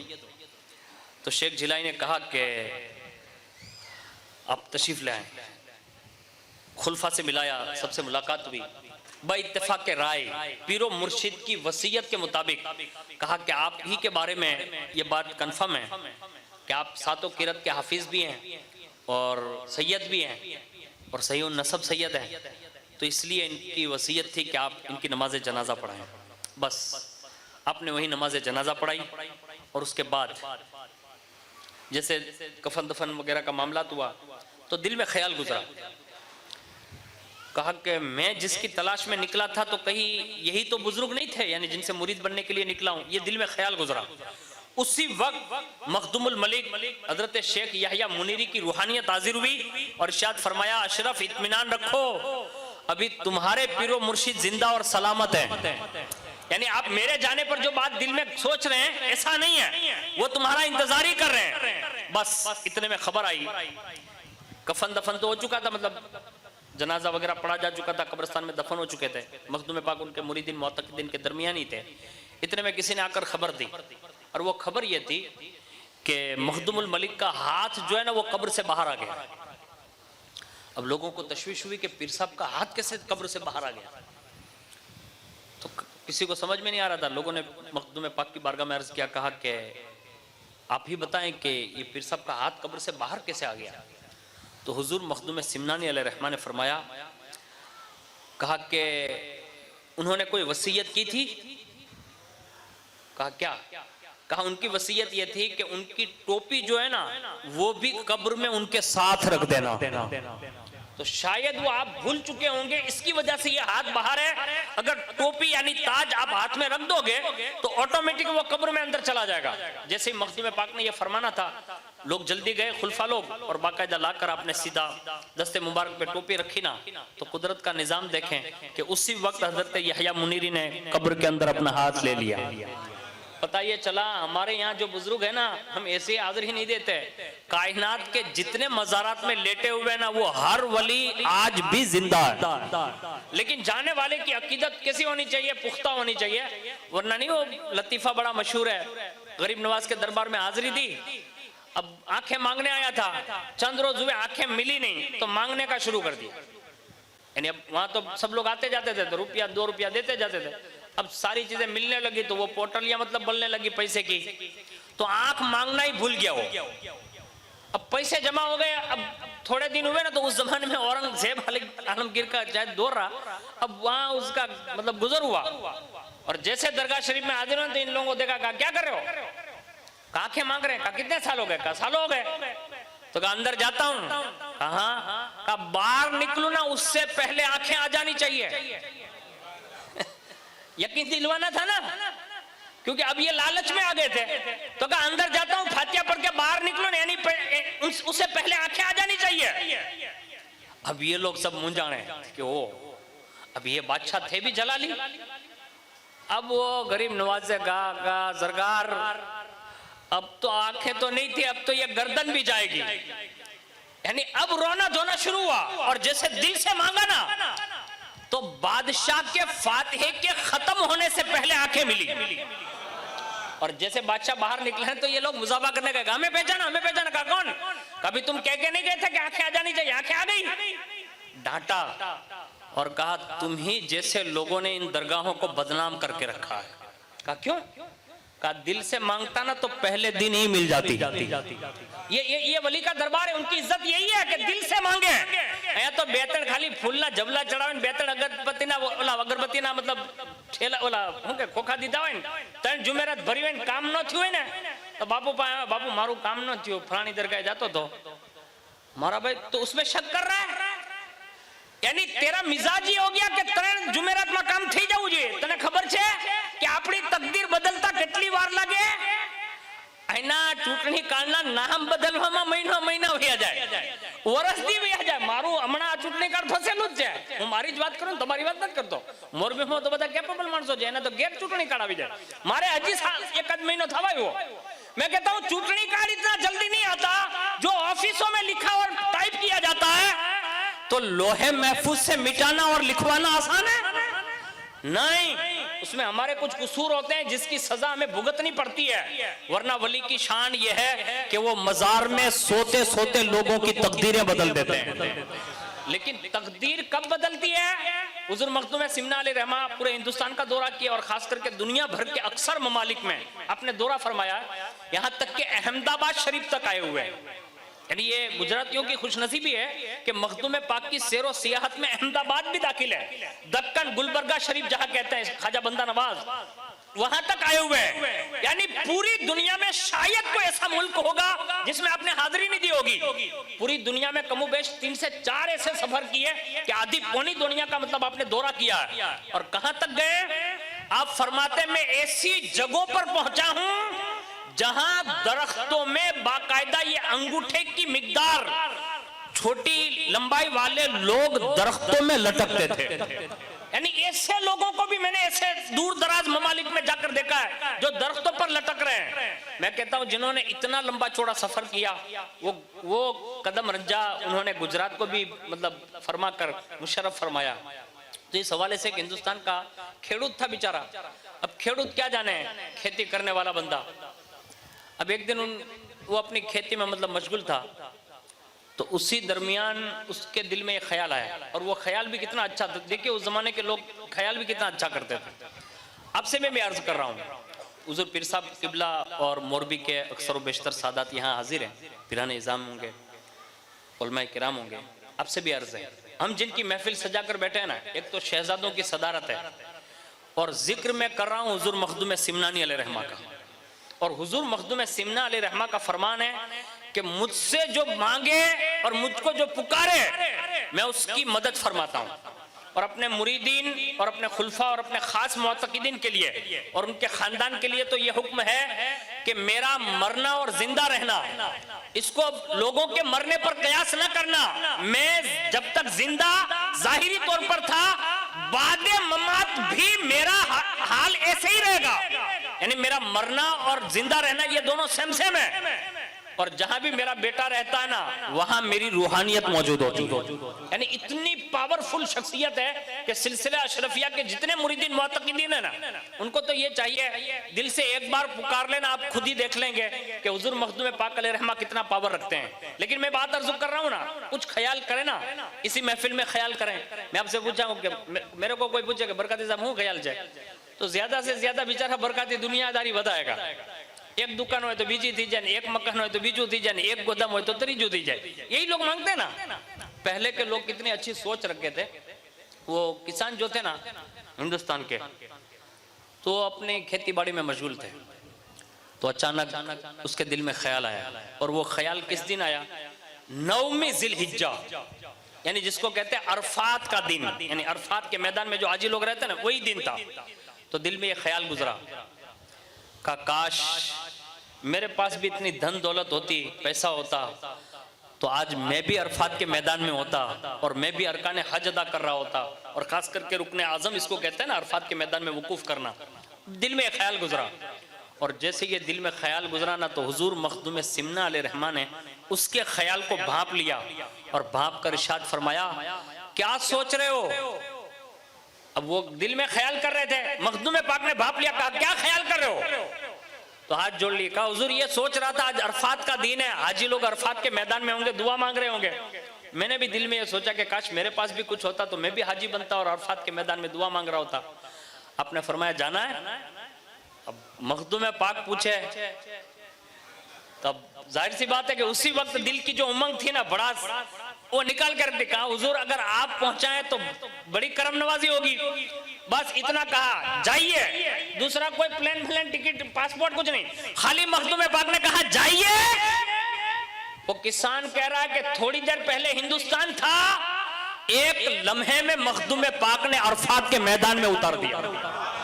इसको कहते हैं मांगना। आया तो आपने हूं मांगी नहीं, तमे हूं बदा जानिए हो भाई। हाँ मांगो, पीरों से कहो, अपने मुर्शिद कामिल से कहो, उनसे तलब करो, इसरार करो। इसलिए कि जो चहीते मुरीद होते हैं ना, उनके बड़े मान होते हैं मुरीदों के पीरों मुर्शिद की बारगाह में। कभी कभी उनके शहजादों के नाम पर, कभी उनके बाबा के नाम पर, कभी उनके रूहानी शेख के नाम पर। जो मांग सको ना, इनके जरिए से मांगो। हमारे पास इतनी ताकत नहीं होती जितनी इन दुर्वेशों के दामन में ताकत अल्लाह ने अता फरमाई होती है। लेकिन मांगने वाला अच्छा होना चाहिए, इस शान से मांगे कुछ। अरफात के मैदान में, अरफात के मैदान के बाद जो बाकी दिन थे हज के, सब अदा किए अरकान। और जैसे ही आखिरी तवाफ हुआ, जिसको तवाफ ज़ियारत कहते हैं, હવે વિચારો વિચારમાં પડી ગયો કે હવે અહીંથી જાહું કેમ। यानी वो जाइए वाला तो मतलब मखदूम पाक हिंदुस्तान में थे तो कह दिया था, अब यहाँ कौन इंतजाम करेगा। हमारे यहाँ जितने टूर वाले मोरबी के होंगे, आप जानते हो कि पासपोर्ट हूँ खाली नानी एक टिकड़ी गायब थी जाए ना, देखे भाई હવે તારું હિન્દુસ્તાન જાવી મુશ્કેલ છે ને, પછી ઓલો બિચારો ધરુજવા મળે। પછી કોઈક હાજી સાહેબ હોય ને એમ કે ભાઈ મદીના શરીફમાં છે ને ટેન્શન ન લે, હુઝુરે બોલાવ્યા છે ને તો હુઝુર પોગાડી પણ દે છે। ये यकीन है उसका, तो ये एतमाद था उसका। तो वहीं देख रहा था वो कि कहीं मखदूम पाक मिल जाए और कहे कि जाइए। बस अभी ये उसने सोचा ना, उसी वक्त मखदूम पाक ने पीछे से आकर कहा, हाजी साहब क्या सोच रहे हैं? तो कहा हुजूर हज हो गया। तो कहा जाइए। बस अभी इतना कहा, वो कहता है जहां से उठाया था ना वहीं हाजिर कर दिया। इसको कहते हैं अशरफी ताकत। और एक बात और अर्ज कर दूं, अल्लाह करे आपके दिमाग में बैठ जाए कि मुरीद बनो ना तो फिर पक्के बनो, रस्मी मत बनना। हाँ, इसलिए कि जिसका अपने पीर से अकीदत ज्यादा होती है ना, उसको रूहानियत भी इतनी नसीब होती है। और पीरो मुर्शिद के हाथ में जो हाथ दिया जाता है ना, ये हमारे यहाँ बैच जो है ना, उससे रूहानियत का ताल्लुक है। और ये दुनिया तो दुनिया, सबसे बड़ी ताकत ये है कि वो आखिरत के मामलात में ज्यादा कमाएंगे। लेकिन मैं जो बात अर्ज कर रहा हूं ना कि मुरीद बनो ना तो फिर इस शान से बनो, वो लंगड़े ने लूले नहीं, एकदम टनाटन मुरीद होना चाहिए। हुजूर मखदूम पाक मुल्क के रोम का सफर कर रहे हैं, वहां एक काजी साहब थे। अब काजी साहब उस दौर में किसको कहा जाता आपको मालूम है? हमारे यहाँ जैसे काजी शहर होते हैं, इमाम को बोलते हैं, लेकिन वहां जो काजी होते थे वो उस जमाने के जस्टिस होते थे। हमारे यहाँ निकाह पढ़ाने वाले को काजी साहब कहते हैं। उस जमाने में जो जस्टिस होता था वो काजी के मनसब पर फाइज होता था और बाकायदा लोगों के फैसले करता था। उनके एक बेटे थे मोहम्मद नाम, उन्होंने मखदूम पाक के हवाले से सुना कि वो तशरीफ लाए हैं, मिलने गए। वो भी जज थे। जैसे मुलाकात हुई, मुरीद बने। मुरीद बनने के साथ कहा हुजूर अब जिंदगी भर के लिए अपने पास रख लें। मखदूम पाक ने फरमाया लोगों के यहाँ फैसले करते हो तुम और तुम्हारे वालिद साहब मिलके, मेरे साथ चलोगे तो मैं तो सफर पर हूं, यानी यहाँ कल तो कल वहां, कल वहां तो कल वहां से यहाँ। तो कहा हुजूर नहीं, अब आपकी मायत में रहना। काजी साहब भी आ गए, उन्होंने भी कहा कि बेटा जब जिद ही कर रहा है तो आप रख लें। मुरीद बनाए। और मुरीद बनाने के साथ अपने साथ लेकर चलते रहे। कितने साल मालूम है? 7 साल तक। एक बे वर्ष नहीं, एक बे जुमेरात नहीं, 7 वर्ष। अब 7 साल कम नहीं है, बहुत बड़ी उम्र होती है, लंबा टाइम है। 7 साल हो गए। अब जज रह चुके थे बाप के यहाँ, परवान मतलब लाड प्यार से पले थे। अब इतनी सफर की मशक्कतें, इतना सब कुछ। एक दिन जहाँ खेमा लगा था तो बेटे बेटे सोचने लगेगा 7 साल बीत गए। खुद से कहा, पीर साहब से नहीं, खुद से कहा मोहम्मद काजी 7 साल से मखदूम अशरफ सिमनानी के साथ चल रहा है। इनके यहाँ तो जो साथ में जानवर चलते हैं ना, वो भी विलायत की मंजिल पर फाइज होते हैं। तू 7 साल से चल रहा है, अब तक तू वली ना बन सका। यानी मखदूम पाक अलैहिर्रहमत चलते फिरते विलायत की कान थे, जिसको चाहते थे वली बना देते थे। अब ये खुद को कोस रहा है, मुरीद खुद को, पीर साहब को नहीं कोसा, खुद को कोसा कि जिनके दर पर पलने वाले जानवर वो विलायत के मनसब पर फाइज हो जाते हैं, तू कुछ ना बन सका। ये खुद को कोस रहे हैं। कौन? खेमे में बैठ के काजी मोहम्मद अपने आप को। इतने में क्या देखा कि दरवाजे पर किसी के आने की आहट हुई। खेमा उस जमाने में लगता था, और खेमा इसको यूं समझ ले जैसे अपने पुलिस चौकी के नहीं वो कैंपस डालते, बस वही उस जमाने के खेमे थे। तो जैसे ये खेमे के करीब देखा ना कोई आ रहा है, तो थोड़ी देर हुई तो उजाला हुआ, दरवाजे पे कोई शख्सियत आकर खड़ी रह गई। उन्होंने नीम ख्वाब में से आंखें खोली और एक नजर देखकर पूछा कौन? तो कहा सैयद मोहम्मद अशरफ। अब पीर साहब को देखा तो आपे से बाहर हो गए, खड़े हो गए। कहा हुजूर माजरत, इतनी रात आप हुक्म फरमाते मैं आ जाता। तो कहा काजी ज़ादे, सोए सोए यही सोच रहा था ना कि अभी तक वली नहीं बना। यानी ये पीर अपने मुरीद के हालात से बाखबर होता है। तो कहा यही सोच रहा था ना कि अभी तक वली नहीं बना, सुबह आ जाना, पाए तकमील तक पहुंचा देता हूं। यानी वली बनाने के लिए खाली फजर के लिए कहा सुबह आ जाना। जैसे फजर पड़ी, फरमाया कहाँ है काजी ज़ादा? एक निगाह डाली, विलायत की आला मंजिल पर फाइज फरमा दिया और कहा बेटा अब तो जा। यानी कामिल बना दिया ना, 7 साल तो साथ में निकले। तो कहा बेटा अब तो जा। तो ये अपनी जगह थोड़ा था कि बापुन दुआ थी बेहतर बंगला दे गया तो बापुन बोला हो नुकबन। ये सिस्टम है। गांची, मंसूरी, पिंजारा, दुनिया भरना જેટલા ખાનદાન બધામાં ખૂબ આટા મારો એટલે કહું છું હું તમને। આમાં તમે એમ ન સમજતા હું તમને કઈ જાઉં જેમ મોરબી વાળા દિલ ઉપર ન લેતા।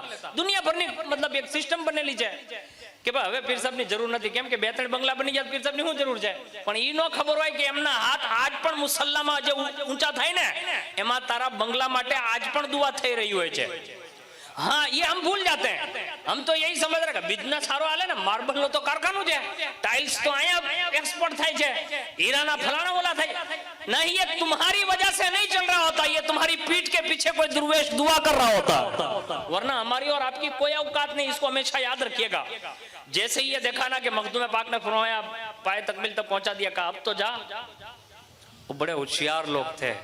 कहा हुजूर जब कुछ नहीं था, क्या कहा हुजूर जब कुछ नहीं था तो 7 साल तक पीछे पीछे चला, अब सब कुछ बना दिया, मतलब पूरा हो जाए तो निकल जाऊं। नहीं हुजूर, आप ही के साथ चलूंगा। यानी कामिल हो जाने के बाद भी साथ रहे।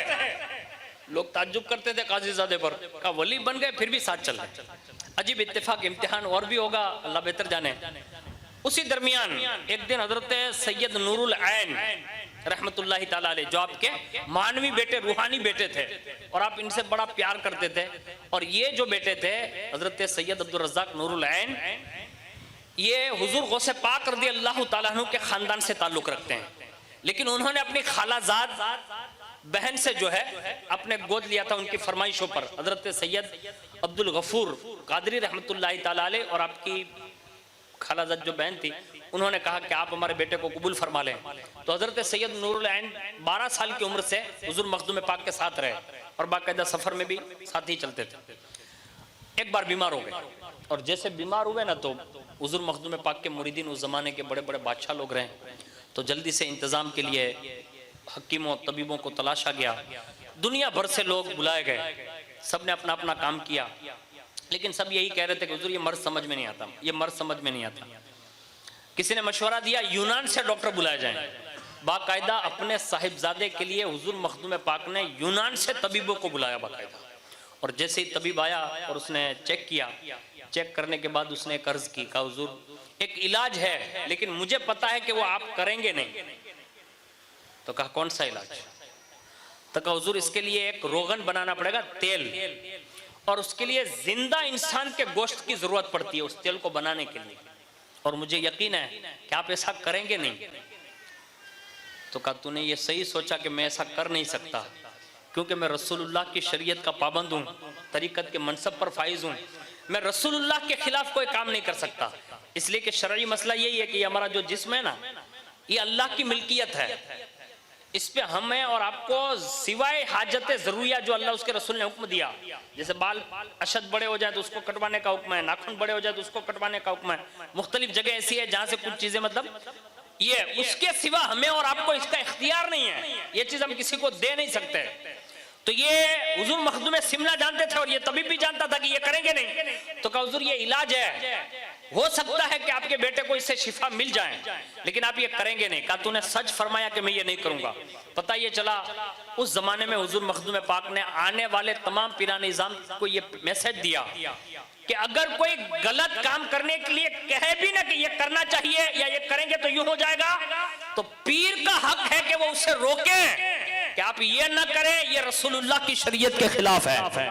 आज हमारे और आपके यहाँ हालात बड़े बिगड़े हुए हैं दुनिया भर के लोगों के माजरत के साथ ये अर्ज कर रहा हूँ, खुदा के लिए कोशिश कीजिए, अगर कोई पीर साहब भी कमा हक़हू कह देने कि ये फला हराम काम कर, हमें सिर्फ कुछ कहने की इजाजत नहीं है, पीर का एहतराम है, लेकिन कम से कम इतना तो हम जरूर कहेंगे कि आपके नाना ने मना फरमाया ना, इसलिए मुझसे ये काम न करवाएं, इसलिए कि ये अल्लाह उसके रसूल की नाफरमानी आप करवा रहे हैं, ये इतना अर्ज कर दें।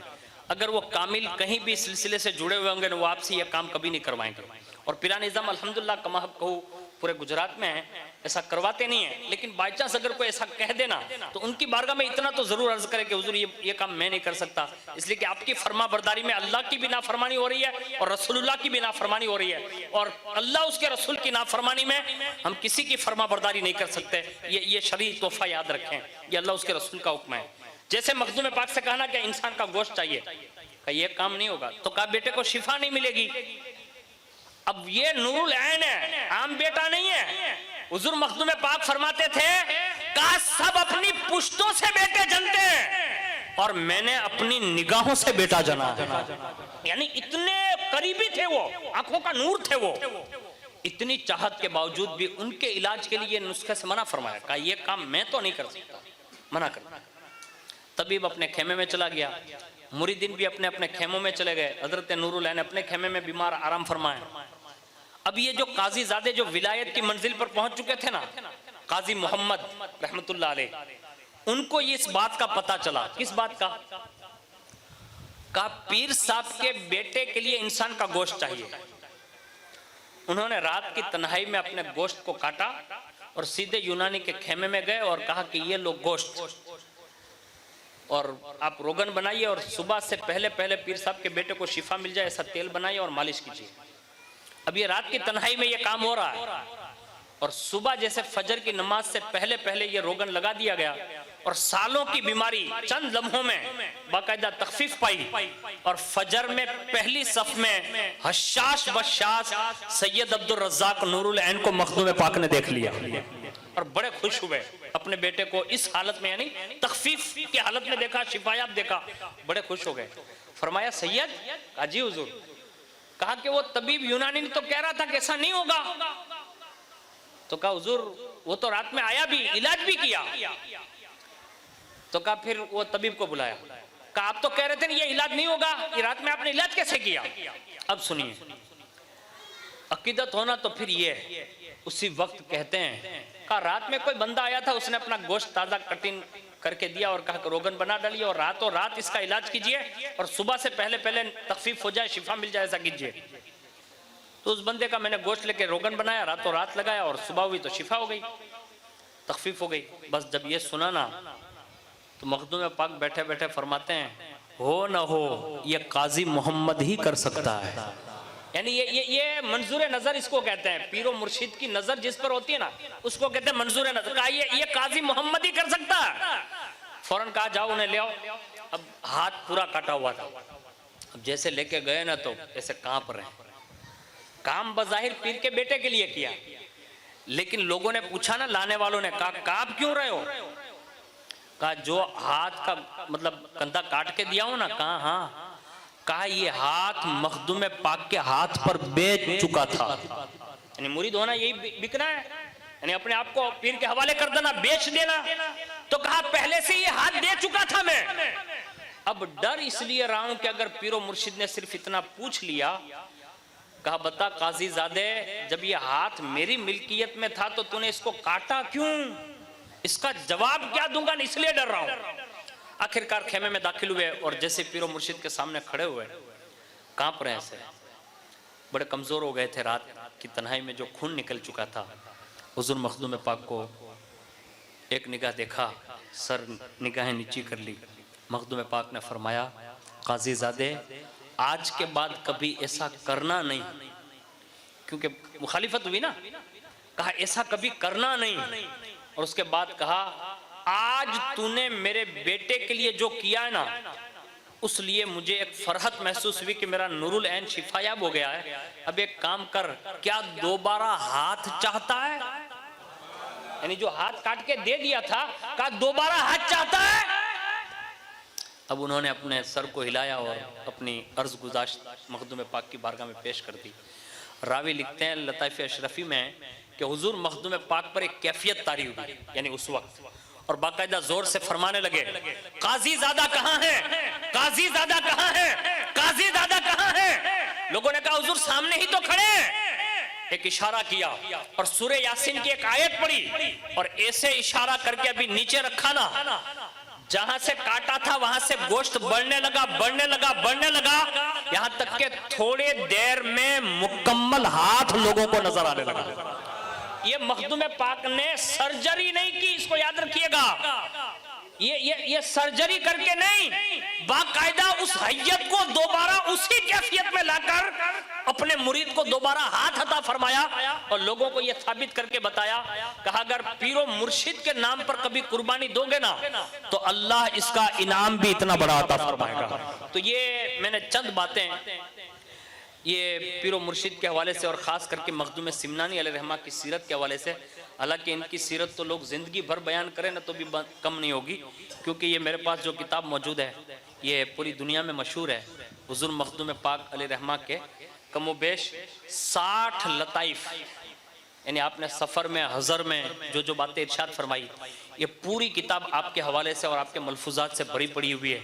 और आपकी सीरत के हवाले से ये जो किताब मेरे सामने खड़ी है, ये तजल्लियात गौसुल आलम हुज़ूर मखदूम सिमनानी अलैहिर्रहमा के नाम से ये सीरत की किताब है, जिसके मैं 44 सफ़े पढ़ सका और उसमें से चंद गोशे मैंने आपके सामने पेश किए। और मेरे ख्याल से आपके वक्त के मुताबिक ये ख़त्म का वक्त है, तो मैं इसी पर अपनी गुफ्तगू ख़त्म कर देता हूँ। और हुज़ूर मखदूम सिमनानी अलैहिर्रहमा के हवाले से ये बात अर्ज़ करता हूँ कि जो भी सिलसिला अशरफिया में अगर आप मुरीद हैं तो आप यकीन रखें कि आपका नाम सिलसिला अशरफिया में कब आता है वो हुज़ूर मखदूम पाक का फरमान सुन लें।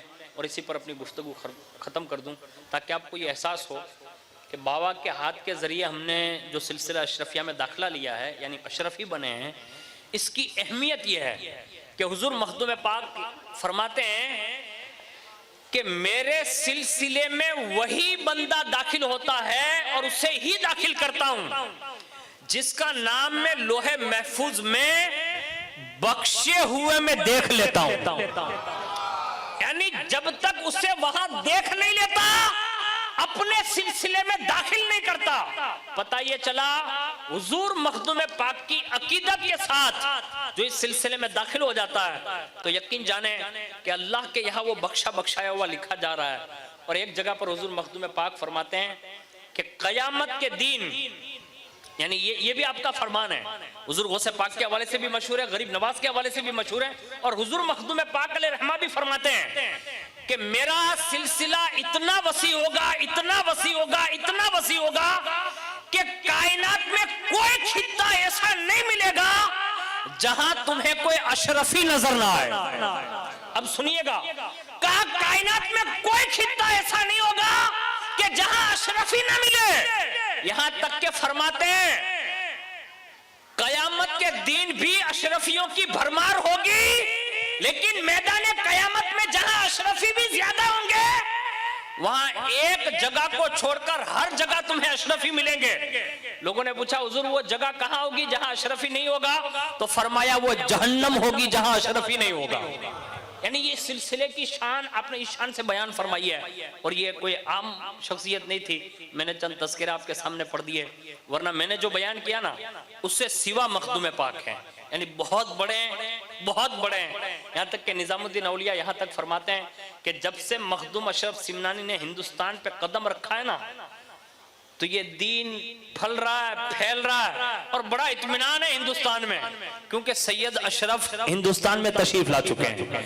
यानी जो सिलसिले चिश्त के इतने अजीम शहजादे हैं वो ये फरमा रहे हैं। और फिर एक जगह पर फरमाते हैं, कहा जब से सैयद अशरफ ने कदम रखा है, हिंदुस्तान की बागडोर गरीब नवाज ने उनके हवाले फरमा दिया। और सूफिया का कौल है जो मैं पढ़ रहा हूं, सूफिया का कौल है कि आज भी हिंदुस्तान के जो भी फैसले होते हैं 5 शख्सियतों की वजह से होते हैं। यानी 5 शख्सियतें जो फैसला कर ले वही पूरे हिंदुस्तान में होता है। अब आप कहेंगे कि ये अभी किसी का नाम ले आया, मैं ये एरे गेरे का नाम नहीं लेता, इसलिए कि हमारे यहाँ जो कुर्सियां है ना, हम इस कुर्सी के मानने वाले लोग नहीं हैं, हम तो आयतुल कुर्सी के मानने वाले लोग हैं। हाँ, ये कुर्सियां 5 साल में खत्म हो जाती है, चंद सालों के बाद मिट जाती है। वो कुर्सियों के जो आमिल होते हैं ना, उनकी कुर्सियां जब से लगी हुई है ना, 800 साल से आज तक हुकूमत फरमा रहे हैं।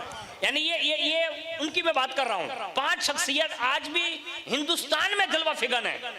नंबर 1 हुजूर सरकार गरीब नवाज।